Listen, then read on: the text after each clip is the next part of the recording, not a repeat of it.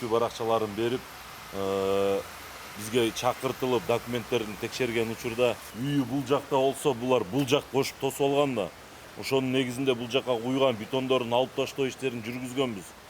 Ошол эле моментте бул үйдүн ээсине түшүндүрүү иштерин жүргүзүп, мынаны дагы бузабыз, алабыз десек, булар тарабынан пескоблокту алып, баягы тиникеден кайра айландырып тосуп алышыптыр да. Анан ошонун негизинде азыр келип бузуу иштери жүрүп жатат. Өзү негизи бул үйдүн документин текшергенде, госактысын текшергенде суунун аркы бетинде чыгып атат госактысы. А булар болсо суунун бул жак бетинде кошуп тосуп алып атпайбы? Мыйзам чегинде азыр алып таштап атабыз. Мына прокуратурадан да сунуш келген. Ушуну тез аранын ичинде жөнгө салуу маселеси көтөрүлүп.